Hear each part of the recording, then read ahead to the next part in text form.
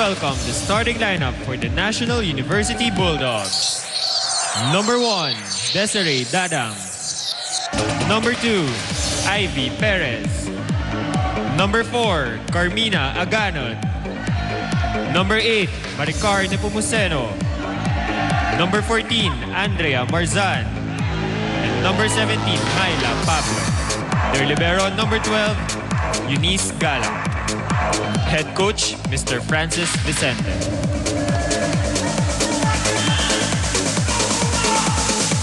And now, give it up for the starting lineup for the Far Eastern University Tamaraws. Number 2, Majorie Rojas. Number 5, Rosemary Vargas. At number 6, Richelle Bagang. Number 11, Mary Rose Banyel. At number 12, Giselle C. And number 15, Gwyneth Eulalio. Their libero, number 1, Christine Agno.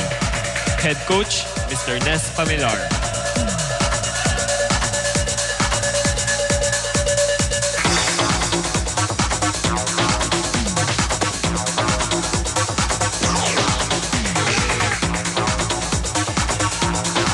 Well, there you go. The starting 6 for both NU and FEU. They will start the second round. They ended the first round against each other. They renew their, not really rivalry, but their competition from last Wednesday to face each other again today. We had everything in that first round, didn't we, Ian? We've experienced, you know, like I said earlier, the expected wins and the unexpected ones, the upsets also, and a lot of great 5-setters, you know, the LaSalle FU, LaSalle UST, right. Ateneo and Adamson came up with their own version.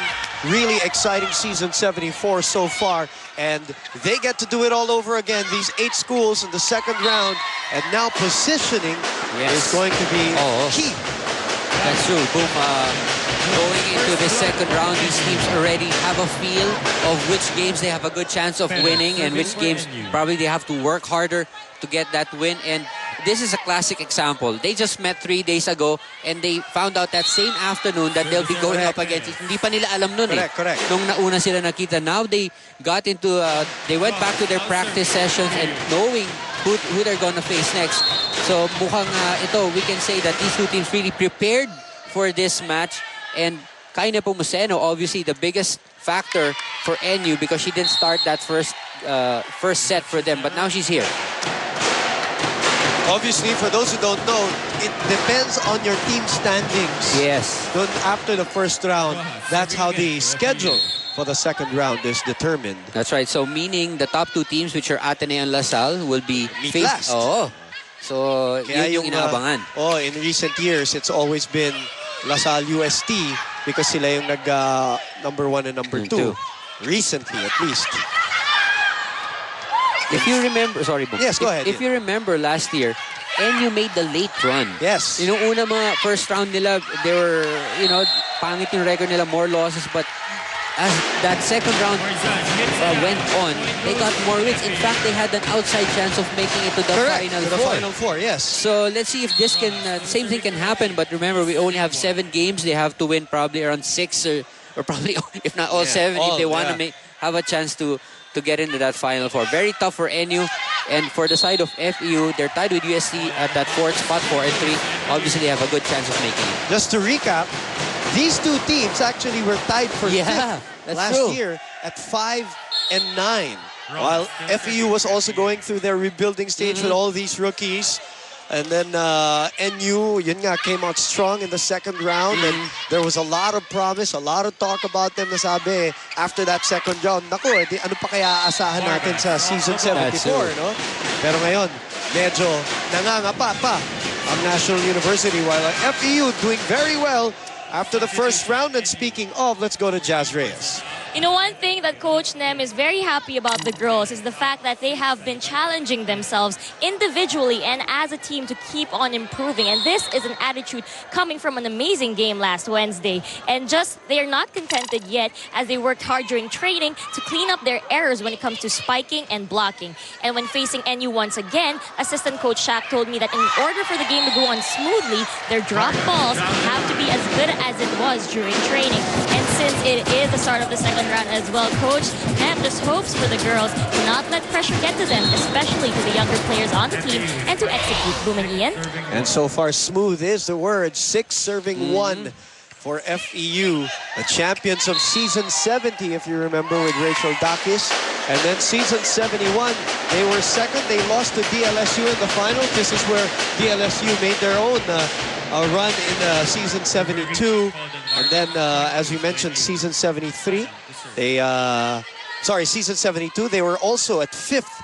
6 and 8 was their record, and then last year they were at 5th at 5 and 9. So the last challenge that they really had was season 71, where they lost in the finals against LaSalle. They're hoping to get back there this year, or at least in the coming years. In the meantime, Tiff Atendido reports from the National University side. Thank you, Boom. Entering the second round with a 6-game losing streak, National U's attitude right now is just one to win at all costs. Now, going back to their game against FEU 3 days ago, Coach Francis told me it all boiled down to the team crumbling because of lack of leadership. It was upsetting as a coach to lose a game we very much prepared for, Coach shares, especially because the leader of the team got sick a day before the game. Of course, he was talking about Kaina Pomoceno. Hindi kagad naka-recover yung team.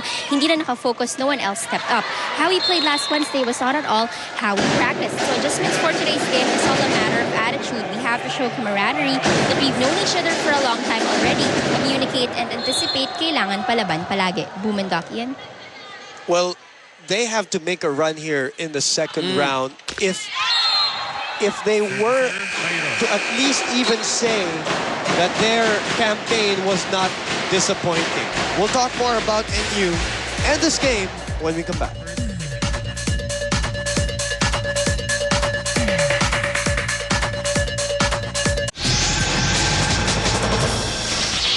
I'm here with National U's Kai Nepomuceno. Hi, Kai. So you're the league's 7th best scorer and even the top for NU. You average around 15.2 points per game dun sa first 6 games nyo. Pero last game mo against FEU, you only scored 2. Anong nangyari dun? Kasi bali, second set na ako dumating. Yun nga, galing ako ng hospital, then humabol lang ako. And yun, parang wala na, hindi na nakaabot kasi hanggang na straight set nila kami. Okay, ngayon kalaban nyo na naman FEU. Tapos start ng second round. Anong magagawa mo para maibalik yung pagiging top scorer mo to come off with a win for the start of the second round? Hindi lang para sa akin, siguro para sa teammate ko. We have to redeem ourselves. Kasi sunod-sunod na yung pagkatalo namin eh. So, sana ito yung maging start ng pagkapanalo. I imagine the pressure that this girl is under in terms of taking over the top spot here, the National University. Na dati, second fiddle lang siya kay Mangi, and she was an effective second fiddle. Yeah. But the amount of pressure that, I think not only her, but they had coming into the season, Ian, because of all the talk, again, because of how they did in season 73, parang, oy, ito na, parang, di ba, it's all on the upswing for them. The coach had 1 full year, Coach Francis, di ba, bitin pa yung paghahanda nila no season 73. Eh ngayon, buong taon siya nakapagpahanda. Yeah. They have a couple of new players. They're hosting the UAP next year. And now they're down 11-4. Maybe crumbling under the pressure are the National U Lady Bulldogs. Tanggalin mo na yan! Hindi tayo mananalo sa pagganyan-ganyan mo. Mariosep naman, oo. Anong gusto nyo? Maging huminahon ako, ganyan ang ginagawa ninyo. Diretso na sa'yo, iiwasan mo, titingnan mo si Eunice. Depensahan mo at all cost. Kung ayaw mo maglaro, ilalabas kita, sabihin mo lang. Enyo! Bulldogs! 11-4 is the score. Very bad start for the National University Lady Bulldogs, Wow. to say the least. Yeah. I was saying earlier, Ian, before the timeout, na they really have to make a run here in the second round for them to consider this season as not a disappointment. Because right now, let's put it bluntly, it is. That's true. It really is. That's right, because people were really expecting a lot from this NU Lady Bulldog squad for this year, and I'm sure that they got all the support that they needed. Yes, yes. In fact, probably they had, like what you said, they had a full year during the preseason to prepare, but something happened along the way or during the season that. And they came out strong against UP in that first game. That first game. Parang kita natin, talagang may cohesion. They were happy. They looked like they were enjoying themselves. They looked like they were conditioned. That's true. And not only that, all the rest of the teams, they were also looking forward to this Going up NU. against them, yes. Pagkatanungin mo sila, sino sa tingin, mukhang ang tingin nila, NU. Correct. Lahat Yun yan, ang iniisip. pinag-uusapan So far, it seems that yung leadership talagang hinahanap nitong NU squad. Nakita naman natin last game, Kaya Nepomuceno out.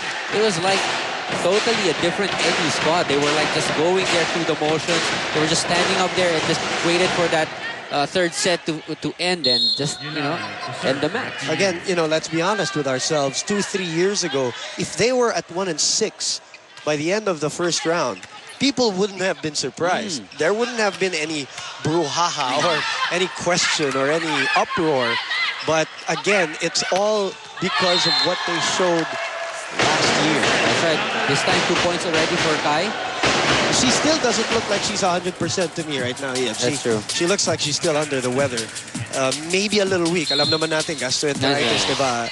Medyo manghihina ka talaga niyan. Last game, we were really surprised that she was here, and we were even joking, Pumunta Eric pa. and I, that don't be surprised if there'll be nurses coming around to put her back in the hospital. Mukhang tumakas lang. And she looked like she lost weight too, Oh, in that few days. And they go back to Kai. And it produces a point. On the other hand, this FEU team that was at 5-9 last year, this is really a contrast of stories. Same team standing last year, but all the talk about them last year was, wow, okay itong mga rookie nila. Mukhang may promise. Pag bigyan mo mga 2-3 taon, lalaban na to uli. Pero hindi. They expedited the process. The next year, which is this year, they looked so tough. That's true. Cohesion. That's true. And again, testament also to Coach Nestor. That's true. Last year, during the first round last year, Micah Murado was still there. But correct. Dahil ngayon, hindi na talaga officially she won't be able to play. Wala na. So, yung adjustment nila during the break was really for Rojas to fill in that spot left by Micah. Tapos sila Vargas to develop. That's right. So, tingnan natin. But FEU has... that's outside, but kita mo yung depensa. Yung FEU, they're really running after all of those balls. But NU, with a run of their own, humabol na. 9 serving 13. Also, the development of now the #1 setter, Giselle C, from last year to this year was amazing.